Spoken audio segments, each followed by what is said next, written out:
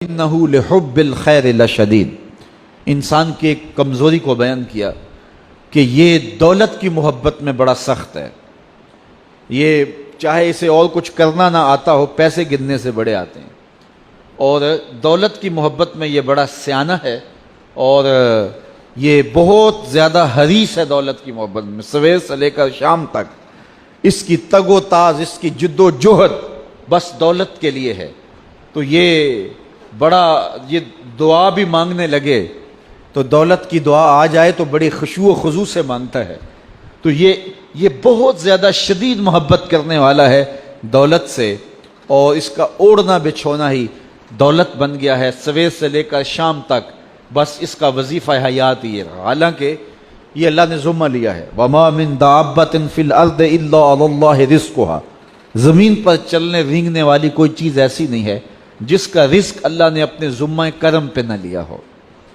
وہ تو جانوروں کو بھی رزق دیتا ہے. شکم مادر میں جب بچہ ہوتا ہے 120 دن کا، تو فرشتہ آ کے اس کی عمر بھی لکھ جاتا ہے، اس کا رزق بھی لکھ جاتا ہے، اس کا شقی و سعید ہونا بھی لکھ جاتا ہے. لیکن اس نے اس قدر پریشانی لی ہے، جو رب کا ذمہ ہے. اس کا اتنا کام تھا کہ کام پہ جاتا، مزدوری کرتا، محنت کرتا، کاروبار کرتا، بس باقی معاملات اللہ کے سپرد کرتا، درود پڑھتا اور کام کرتا بس. لیکن اس نے ساری ذمہ داریاں اپنے اوپر لے لی ہیں، اور جو اس کا ذمہ تھا اس کو چھوڑ دیا، اور یہ سمجھتا ہے کہ میں بڑی بھرپور زندگی گزار رہا ہوں. زندگی کی مقصدیت سے اس حب دولت نے اس کو دور کر دیا ہے. حب دولت نے اس کو ہٹا دیا کہ اس کے آنے کا مقصد کیا تھا، یہ دنیا میں آیا کس لیے ہے. من کان فی ہذہ اعمی فہو فی الآخرۃ اعمی واضل سبیلا، جو اس دنیا میں اندھا رہا کل قیامت کے دن بھی نابینا اٹھایا جائے گا. اس سے ان آنکھوں کی بے نوری مراد نہیں ہے، اس سے دل کی بے نوری مراد ہے. تو جس نے آ کے دل سے آشنائی حاصل نہیں کی، من کا چراغاں ہی نہیں جس کو نصیب ہو سکا، مقصد حیات زندگی کا شعور جسے نصیب نہیں ہو سکا، میں دنیا پہ آیا کیوں تھا، تو اس نے پھر پایا کیوں. رزق تو چونٹی بھی کما لیتی ہے، یہ اشرف المخلوقات کیسے ہے. صبح اپنی بل سے نکلتی ہے، رزق حلال کماتی ہے، کسی کو ضرر نہیں دیتی، خود بھی کھاتی ہے، بچوں کو بھی کھلاتی ہے، موسم برسات کے لیے جمع بھی کر لیتی ہے.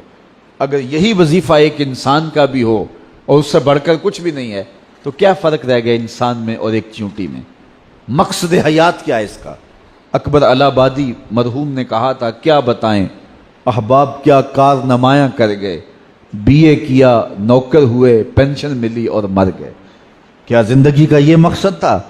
زندگی کا مقصد رب کی معرفت ہے، اس دنیا میں رہ کے اس کی معرفت حاصل کرنا ہے، اس کے قرب کے لیے کوشش کرنا ہے، اپنی زندگی کو اس کے احکام کے سانچے میں ڈھال لینا ہے. لیکن دولت کی محبت نے اس کو اندھا کر دیا. وَإِنَّهُ لِحُبِّ الْخَيْرِ لَشَدِيدٌ، یہ مال کی محبت میں بہت زیادہ سخت ہے. اچھا ٹھیک ہے، کر لے اکٹھا مال، لیکن کفن کو جیب نہیں ہوتی، کہاں لے جائے گا یہ مال. ساری دنیا پہ حکومت کرنے والا سکندر ذوالقرنین جب مرنے لگا تو اس نے وصیت کی کہ میرے ہاتھ کفن سے باہر رکھنا، لوگوں کو پتہ چل جائے کہ خالی ہاتھ جا رہا ہوں. پوری دنیا پہ حکومت کرنے والا شخص، اتنے بڑے محلات میں زندگی گزارنے والا. میں اس کے محل دیکھ کے آیا ہوں تو میں سوچتا تھا یہ اتنے بڑے محل، کیا اس کا مصرف ہوگا، اتنی عشرت گاہیں ان لوگوں کی. لیکن آج کھنڈر پڑے ہیں اور ماضی کی کہانی سنا رہے ہیں، اور نمرود کے پائے تخت بابل کے اندر جو ہے وہ اس کے کھنڈرات، اس کی کہانی سنا رہے ہیں، اور اطالوی شہزادوں کی عشرت گاہیں ان کی کہانی سنا رہے ہیں. دنیا کے اوپر فرعین مصر کے محلات، ان کی جو ہے وہ درد کی کہانی سنا رہے ہیں. آج ان کا نشان بھی باقی نہیں ہے، کہاں گئے. اس نے کہا کہ میرے ہاتھ کفن سے باہر رکھنا تاکہ لوگوں کو پتہ چلے کہ میں خالی ہاتھ جا رہا ہوں. یہ آخری وقت پتہ چلا، کاش کہ زندگی میں اس کی خبر ہو جاتی کہ کفن ایسا لباس ہے جس کو جیب نہیں ہوتی، اور یہاں عمل پہلے سے بھیجنے ہوتے ہیں اور وہاں جا کے وصول کرنے ہوتے ہیں. خوش نصیب ہیں جو زندگی کی مقصدیت سے آگاہ ہو جاتے ہیں. تو سکندر ذوالقرنین نے کہا میرے ہاتھ باہر رکھنا تاکہ دنیا کو پتہ چلے کہ گو مہیا سامان سب ملکی و مالی تھے. سکندر گیا جب دنیا سے تو دونوں ہاتھ خالی تھے.